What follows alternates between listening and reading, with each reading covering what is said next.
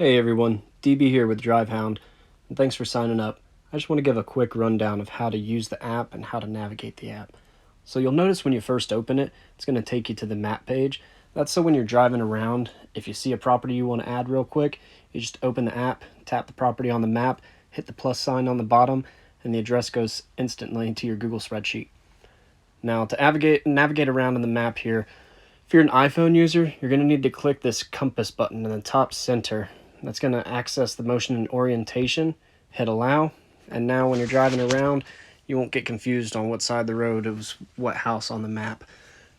This is just a security feature that iOS requires. You have to tap that every time you jump in the session for the first time.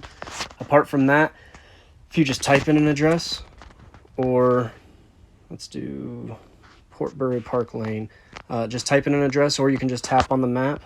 I'm going to disable this real quick. We'll get back to that.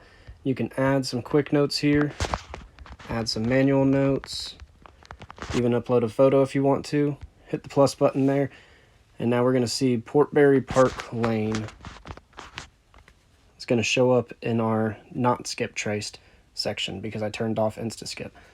Now the property address is broken down into the spreadsheet, the driver's notes, the driver's name, phone number, everything. Now coming back into the map, over here in settings, you'll see insta skip. So this is our integration with batch data. You set up a free batch data account, paste the API key into your account, and then you can turn on insta skip here.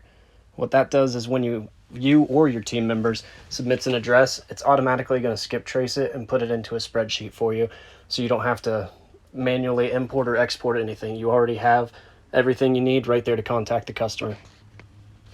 You can choose what map view type you have, the zoom level that you want, save your settings. Come back in here, we're going to type another address in just randomly here. Let's go for Timber Ridge Loop in Minnesota.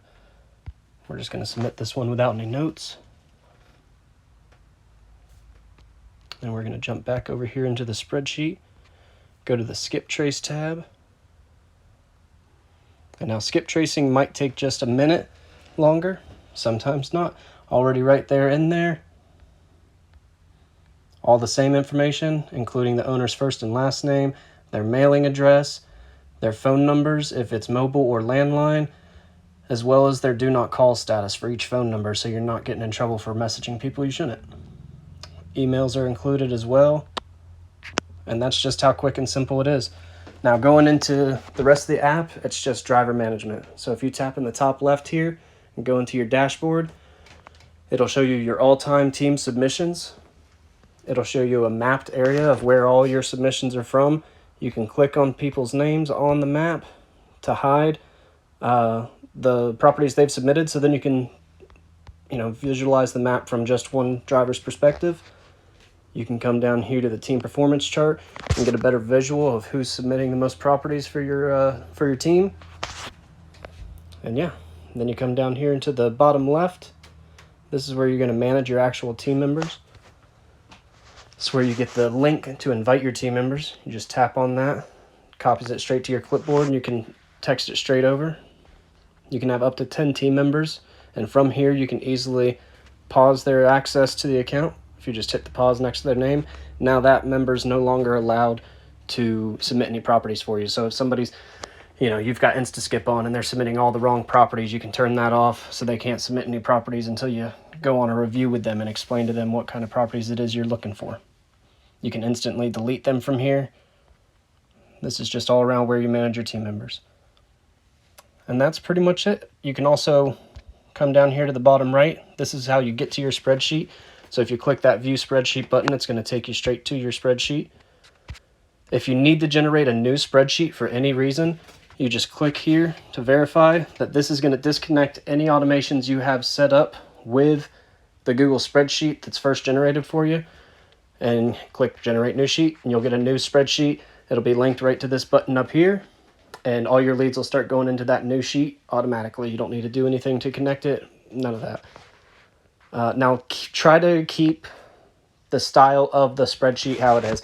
Changing the size of the columns and the rows, that's fine, but changing the names of the columns and the names of the tabs, skip traced and non-skip traced, those need to not be messed with, because that'll mess up sending the properties to the right spreadsheet or to the right row or appending it at all. So we just want to be mindful of that. And other than that, that's pretty much all there is to it. If you have any feature requests you want to ask, just come straight over here to the feature request section, put in your request, and we'll see how the community votes on it.